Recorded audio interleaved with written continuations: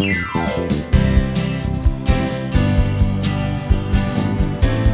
are connected, and you are listening to Specifically for Seniors, the podcast for those in the Remember When generation. Today's podcast is available everywhere you listen to podcasts and with video at Specifically for Seniors YouTube channel. Now, here's your host, Dr. Larry Barsh.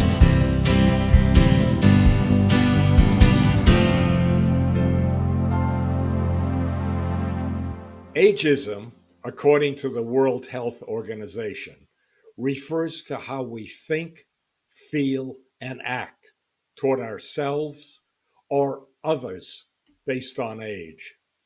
It affects people of all ages and exists in our institutions, our relationships, and ourselves.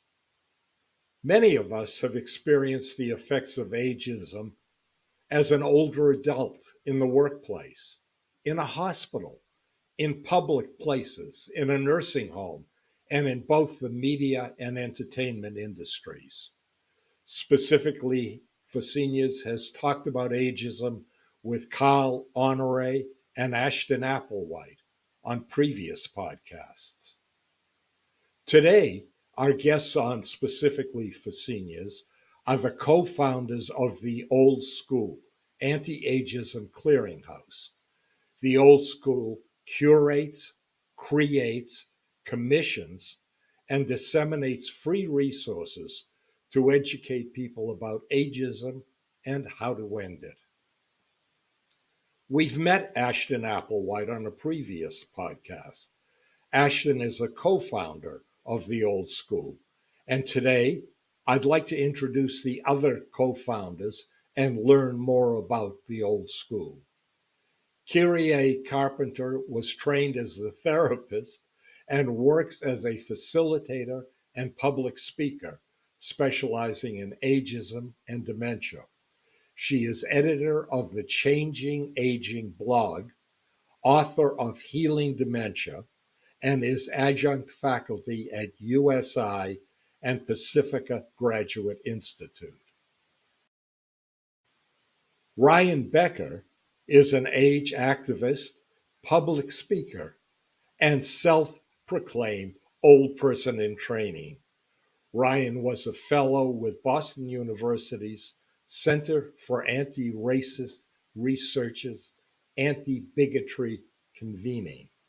Ryan does care work, organizes interage events and groups, and writes zines and sits on the board of 2 community-based nonprofits. Ryan has an undergraduate degree in Gerontology with a minor in Black Studies from New York College, City of University, New York. Thanks for coming on and welcome to Specifically for Seniors. Thanks for having us. Thank you. How did you guys come together? How did the Old School develop?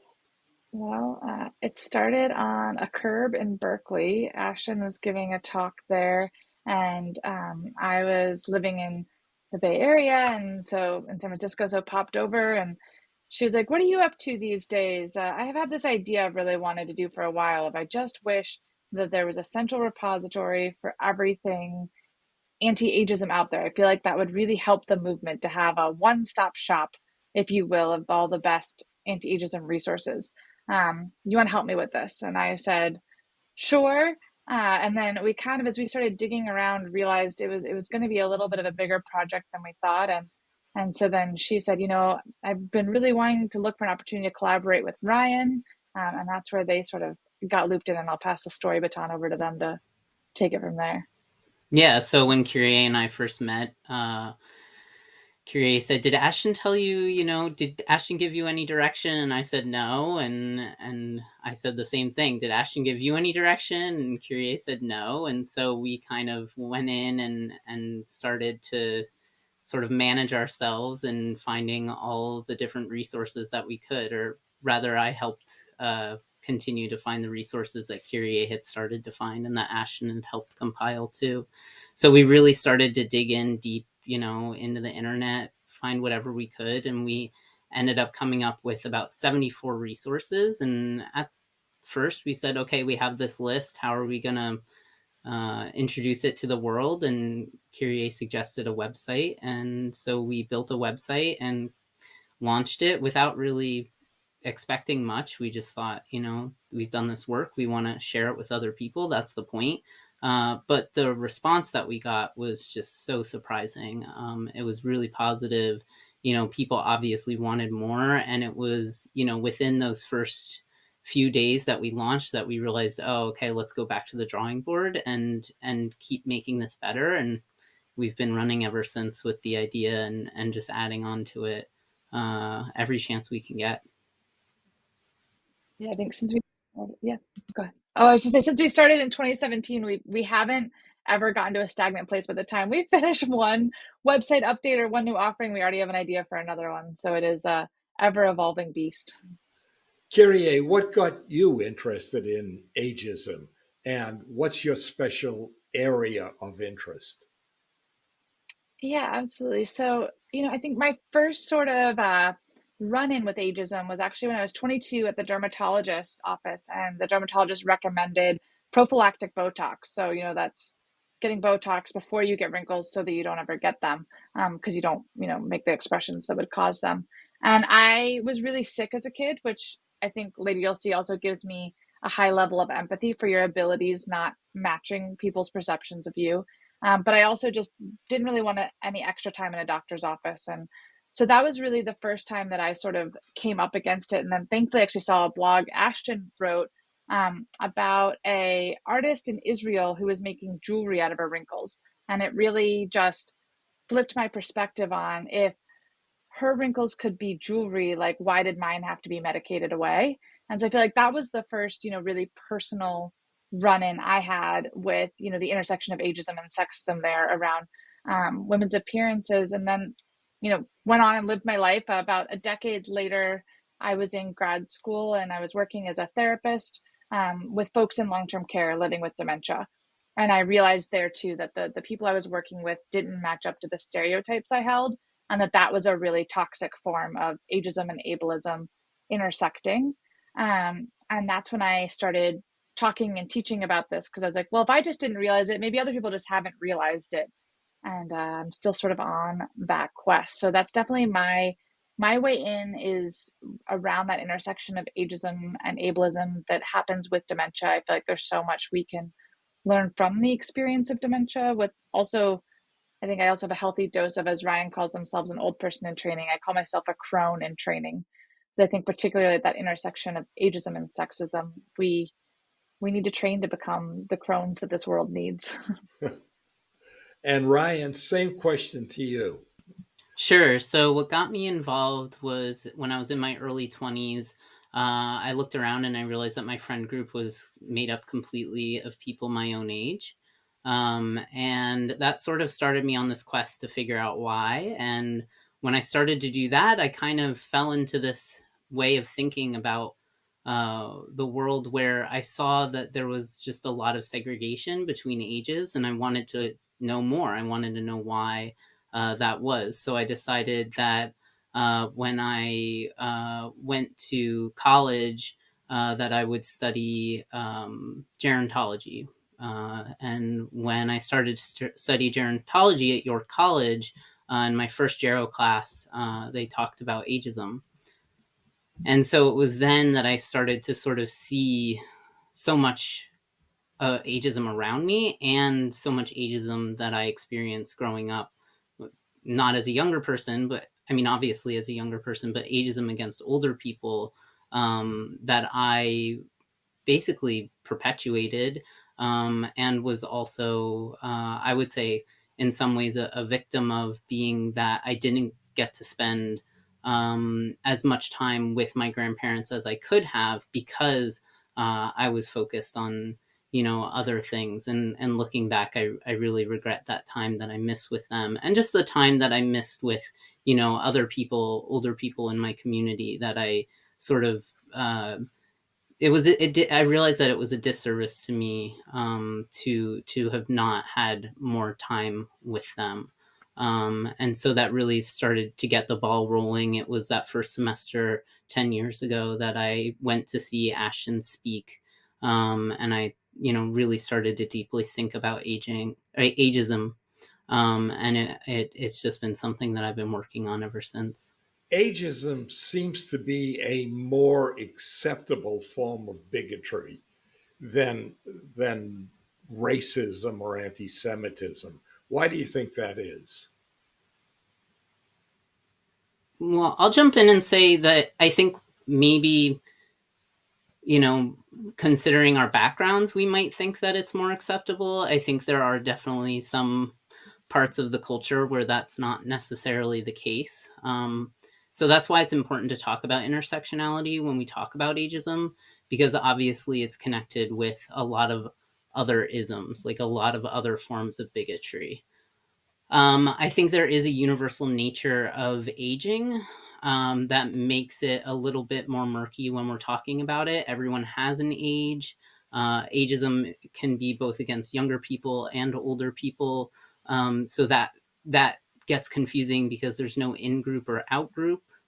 So it's really, it's not a cut and dry form of bigotry when it comes to thinking about these kinds of things. And then, yeah, obviously, like I said, like I am very hesitant to compare it to other isms in that way, where I don't think this should be, a hierarchy of oppressions or anything like that. I think we can talk about the harms that ageism does on its own without necessarily comparing it to other isms. And then we can also talk about the ways that all of these oppressions work together as a person ages. To basically, take away privilege and opportunity for so many. Kyrié, do you have anything to add? Or I think Ryan hit most of the points. So this is something, I will just say, this is something that the three of us, Ashton, Ryan, and myself, are in conversation about a lot, because age is so different than, the other identity factors where the bigotry centers around, in that, exactly as Ryan said, just highlighting the fact that we all have an age and we're all experiencing age bias and age privilege every day of our life. And so it really is, we like to talk about it of, I think something that's really powerful about age, as far as undoing bigotry, is that for folks who have experienced a lot of privilege in other parts of their identity, it might be the first form that they're going to experience of any kind of negative bias. And so I like to call it a little bit of like a gateway-ism, if you will. You can really build empathy that way. We all had the experience as a child, of being told we can't do something that we knew we were capable of. Many of us have had the experience of not being taken seriously in the workforce because of our age, or getting older, especially for people who didn't have those experiences. By the time you're getting older, there's those experiences of ageism. And when we can tap into how that feels in our own self, it can help build empathy for these other forms of bigotry and can help us, sort of raise awareness of why they're harmful and what to do about them. But I think it is just, age compounds with all of them. And then even thinking about the fact of how much, if you've experienced other forms of oppression throughout your life, it shortens your lifespan. Ageism shortens our lifespan as well, but so does, so many of these other forms of oppression. And I think that's a really important part of the conversation of, to be able to grow older is not an opportunity that everyone has. where do you find ageism being most prevalent? In the older group or in the younger group, or pretty equal?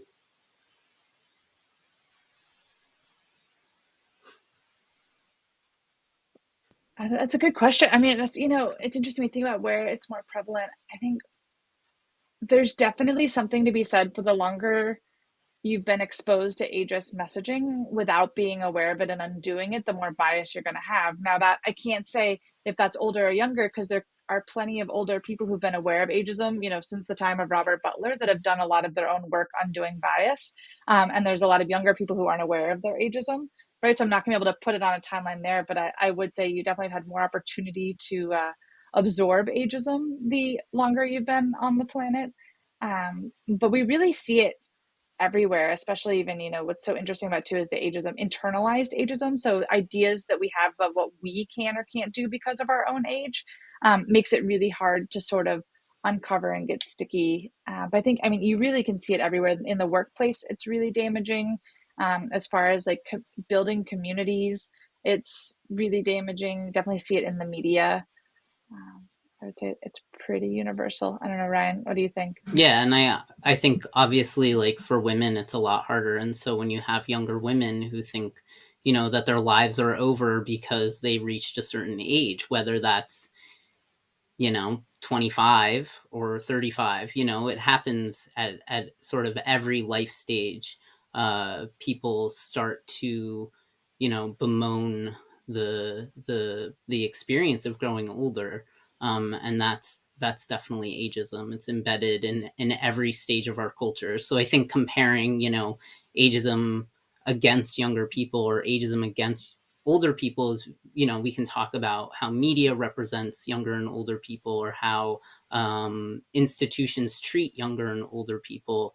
But I think also just talking about how people treat themselves based on their own age across that lifespan is also really important.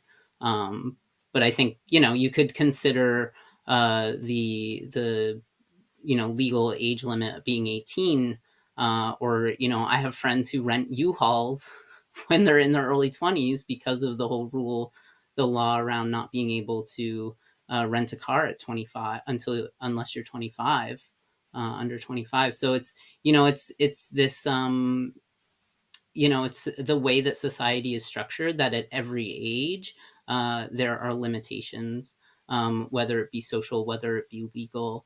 And so, yeah, part of undoing ageism is questioning why that is. Why do those limitations exist? Is it because of age, or is it because of some other limitation that we need to look at? So it's really, really important too that we bring that up. Do you find that people in my generation are the worst offenders of ageism?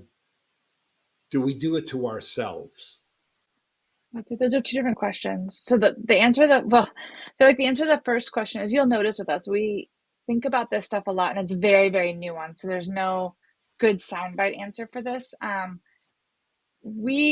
know Ryan shares this viewpoint, and so does Ashton's written very eloquently about it, that we find generational labeling to be ageist in and of itself, to assume that, a whole cohort of people, because of their birth year, share some sort of similar overarching, that's you can see where it's problematic in the okay boomer phrase, to assume that everyone in the boomer generation doesn't care about the planet, even though many of them were there starting the environmentalism movement. Sort of shows where this generational labeling can get trapped. So I'll say too, like Ryan or I wouldn't even refer to people in your generation as a thing.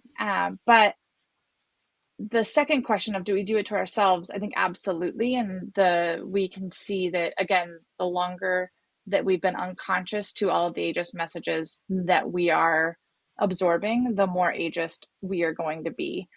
So therefore, the older you are, the more opportunity you have to be ageist, I would say. But that doesn't mean that all olders are ageist. I think rephrasing that,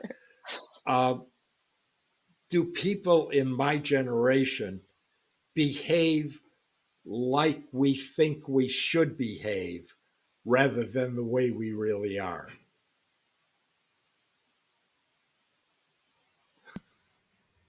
That's a tricky question. I don't know if I could answer that.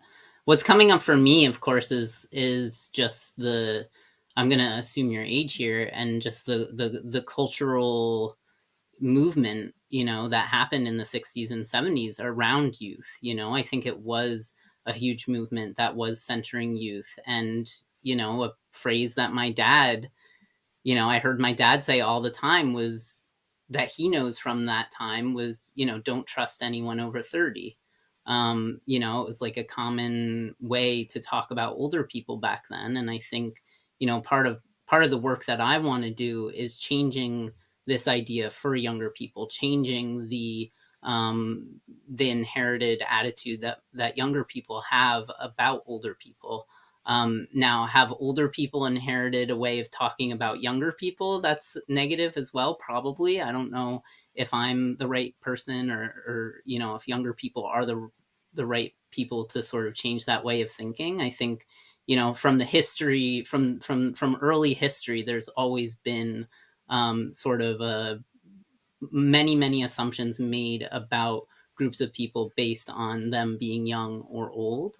I think part of our work is to challenge that, but also I think there are there are opportunities to really question why are we operating in this way, why where are there opportunities to really connect across different ages, and start to realize that, like, yeah, we all have a life course, we all have this privilege of aging. So what are we going to do about it? Are we going to be super negative about it? Maybe some people will be, but chances are they're negative about everything else in their life, and will some people be really positive about it? Yeah, absolutely. Will some people be realists? Absolutely. So I don't think we can make blanket statements about entire groups of people based on when they were born when it comes to this. It's just a matter of maybe changes that happen across the lifespan, and whether or not those changes are significant enough to like actually make stereotypes and generalizations about, or if there's something deeper within that. I think to just sort of add on to that, I do feel like maybe answering a little bit more of your question coming at from a different angle is there are a lot of ageist ideas that we have that cause real damage for olders. So even the idea of you can't teach an old dog new tricks, that sort of ageist saying is really damaging if we internalize it and think that there is an age after which we can't learn or change or grow. And that's not backed up by science. Both our minds, we can continue to learn throughout our entire life, and even our bodies, we can continue to gain muscle mass and strength. We can get stronger until the very, very, very end of our lives. And there's a colleague of ours, David Wilson, who's at on Instagram. He's a personal trainer, and he's at Old's Cool Moves. So it's like Old is Cool Moves. It's very similar to our name. But he talks all the time about this principle in personal training called the SAID principle, which basically means that our bodies adapt to what we ask them to do. So if we're sitting a lot, our bodies get better at sitting, but that means that they get worse at standing and at moving laterally. And so this, you can't teach old dogs new tricks. The idea of older people are meant to be sedentary or meant to be in the rocking chair, these really ageist stereotypes cause real physical and mental harm when we believe them and then don't ask our body to move in ways that we want to, don't continue to develop muscle mass and to move in ways that are healthy and for both our brain and our body. So I think maybe that's pointing a little bit more at what you were thinking about, Larry, too, is when we have that internalized ageism, it really can dramatically affect our quality of life and the length of our life. Some of the new research is shown to become cognitively fit, you must teach old dogs new tricks. You must stress yourself to learn something that you've never known how to do. Yeah, the same's for cognition and for falling. So if you're trying to do fall prevention, one of the best things you can do is learn to move in a way that you've never moved before. So if you've never done Tai Chi, do Tai Chi. If you've never done, a certain kind of dance, do that. Like that. Again, that getting your body and your mind to work new neural pathways, new ways of moving, is really protective. And again, that you can't teach old dogs new tricks gets right in the way of us thinking that that's possible. Let's get talking about the old school website. First, what is the web address? How can people find you? So it's oldschool.info. So www.oldschool, .info, INFO.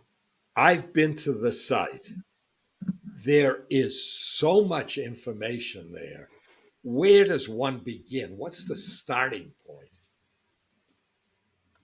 Yeah, we've grown. So we started off with 74 resources and we're at the point where we have over 400 now. So yeah, definitely easy to get lost in. So we realized this and we added a new feature recently.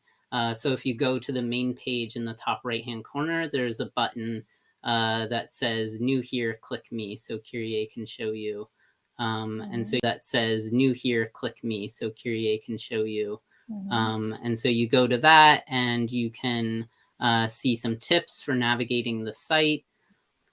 And then below that, we have some different lists of resources that we've compiled depending on, what you are interested in learning about or in what form.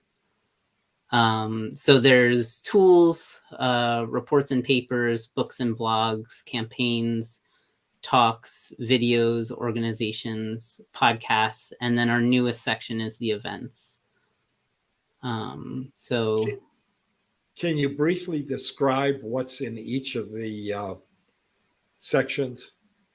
Sure. So each section has, I don't know, I'd say around like average, maybe 30 resources. Some have more, some have less. And yeah, some of them have descriptions at the top that explain exactly what they provide. For tools, that's our broadest category. So anything, it's far ranging. So we have anything from poems to guides that people can use, to the workshops that we create, the DIY workshops that anyone can go on and present. We have different we have really unique, the thing about aging and talking about ageism is that it's really everyone's affected by it. And so, we have all of these different ways to look at this topic. So for instance, I see right now Growing Up and Growing Older, books for young readers.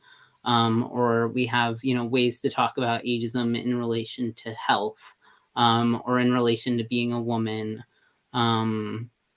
So there's really just different resources for each one. And then as you can see, there's a resource page for each one with a description and ways to share it. And then below there's similar resources, whether it's the same resource creator that made all these resources or whether they're similar. We have a lot of different languages. So we have Spanish resources that, you can go to and see all the different other Spanish resources in the Don't Miss section.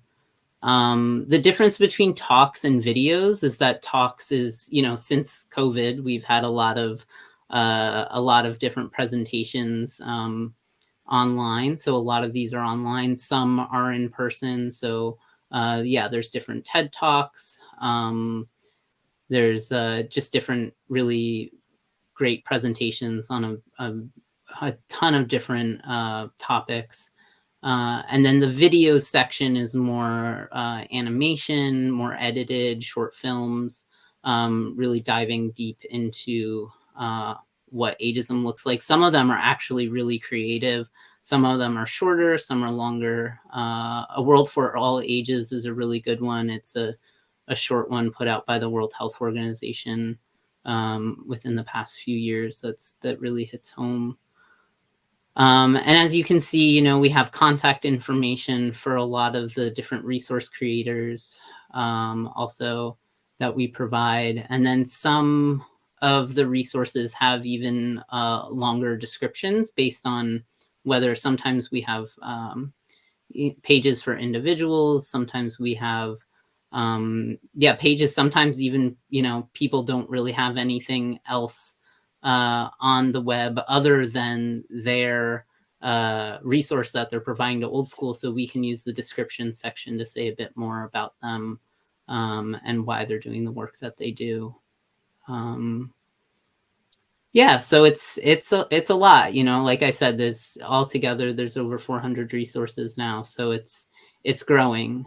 We've had to weed some out over the years. Either they've been taken down or they've been our criteria kind of narrowed over the years, so we've taken them out because of that. And then you can see on the homepage we have all the brand new resources every month, or sometimes every few months, depending on how many we get, that we share right on the homepage. And you have some live events coming up? Yeah, every week we have office hours, which is a really great opportunity for anyone to join us who wants to talk about ageism. It's very casual. It says here every Wednesday, 1:30 Eastern time. Usually the three of us, the co-founders, are on the call, and we, explore topics that are different every week. The community comes and we really let the participants decide what they want to talk about and what direction they want to take the meeting to. We try to focus on, because there's so many great resources on Old School, we also tend to sometimes highlight a resource at the beginning of the call, and then at the end of the call, we usually ask if there are any community announcements, if there's anything that anyone wants to promote that they're doing in the next week or coming weeks. And that is on Zoom and open to the public? Absolutely, yeah. Is there a link where people who are interested? Yeah, so you can go to contact, and then at the bottom, the link to join is there, to register for the Zoom call. There certainly is a lot of information there. Yeah, it's definitely a labor of love. As older adults, we tend to get stereotyped. Sweetie, honey, age is just the number, 90 years young, golden years, and my absolute favorite, you'll enjoy using the Jitterbug Flip 2, our easiest cell phone ever. All ageist comments. How can we as individuals do something about this? Yeah, when we're talking about any kind of change we want to make, the first step is always awareness. So right now, listening to us have this conversation is doing something about it. That's the first step, is coming up with your own awareness. And then, especially a lot of those that you mentioned are the ageist compliments, and they're meant, sometimes really well. You look great for your age. That's meant as a compliment, or they're meant to be funny. But it reinforces these ageist stereotypes, which we've already talked about the problematic nature of. And so in our workshop, Let's Dismantle Ageism, which, as Ryan mentioned, there's a free DIY kit. You can give the workshop yourself, and we give it as well. But we have in there 3 strategies for responding to the ageist compliments. And so I'll share those briefly. And we really suggest practicing them with a friend or a loved one, because we've all had that experience of someone says something to us and then we are like, oh man, I really wish I'd had the right response in the moment. At 4 a.m. we come up with the right thing we wish we'd said back. So it can be really helpful to practice our responses. So, all right, we're noticing that ageism that's coming up for ourselves, right? We're raising our own awareness. Then step 2 kind of is, when you're out in the world, calling, naming ageism when you see it, and in a kind way that helps raise everyone's awareness. So the first sort of strategy we'll offer is, anytime someone uses the term young or old or, sweetie, or you look great for your age, one way you can respond is just with genuine curiosity, asking them, what do they mean? So I've had great conversations come up when someone says they're too old for something, and I just genuinely get a look of really true curiosity, like, what do you mean too old? And then a conversation starts, and usually they mean something different. And a lot of times I feel like this has come up in the context of physical activities, and they mean I don't want to risk hurting myself doing this today because I want to be able to do it tomorrow. I don't want to do something that is too risky. Or if it's, I'm too old or young for that haircut, then we can have a conversation around why the haircuts have ages. And is that silly? If you want to get the haircut, kind of, we can celebrate that together. So that's strategy number 1, is just ask, what do you mean? Strategy number 2, I would say, is responding, sort of repeating it back with humor. So, oh, sweetie, let me help you with that. Oh, thanks, sweetie, I'm okay. It's going to just put the person going, oh yeah, why did I call them sweetie?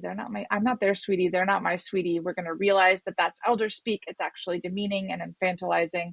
It just sort of brings up that awareness, but in a way that's calm and gentle, or responding with pride is the last one. So if someone says like, oh, don't worry about this birthday. 60 is the new 40. Be like, no, actually 60, 60. And I'm proud of all 60 orbits around the sun that I've done.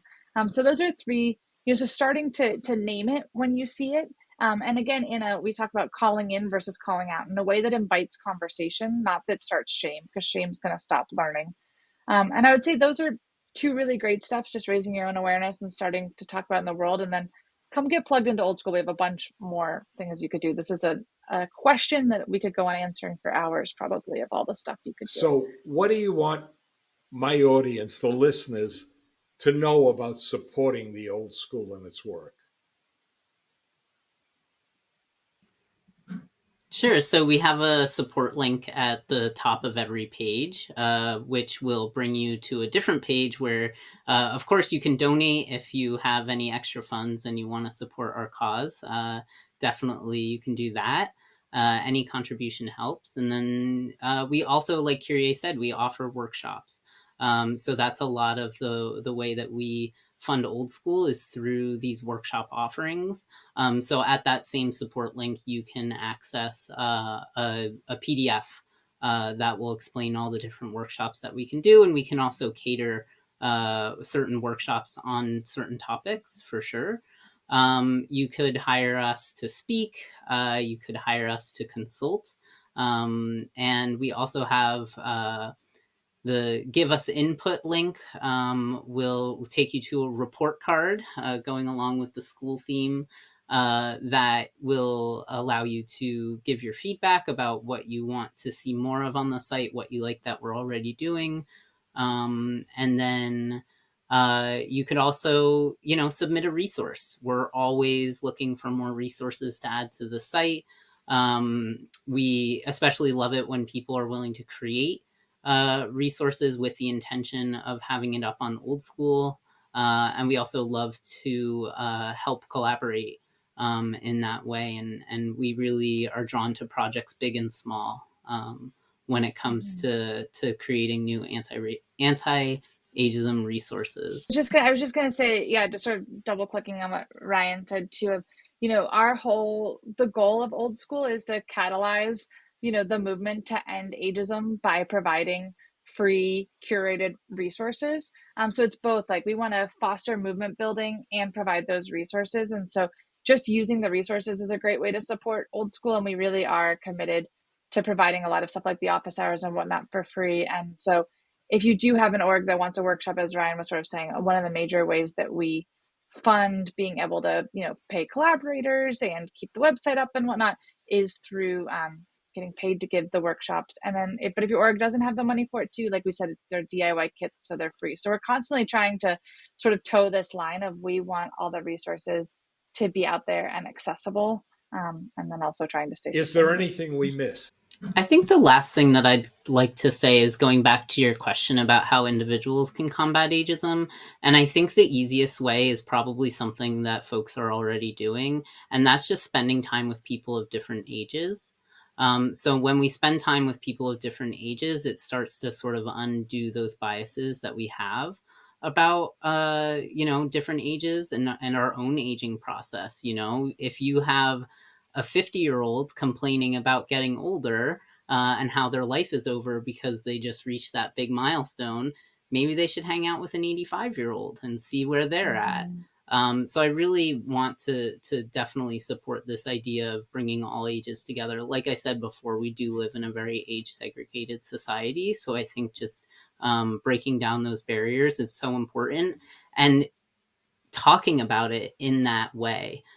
So we are oftentimes in mixed age spaces, and that doesn't get talked about as a diversity factor. So I think, one of my easiest hacks is anytime I'm in a space with people of different ages, I bring that into the space. I say, I'm really grateful for the fact that we did gather so many people of different ages. Or if there is some sort of demographic or age group that's missing, I'll call that into the room as well. And I'll question, whoa, I wonder why there's not more younger people, or, oh, I wonder why there's only younger people involved. So I think that's just, an easy way to really, combat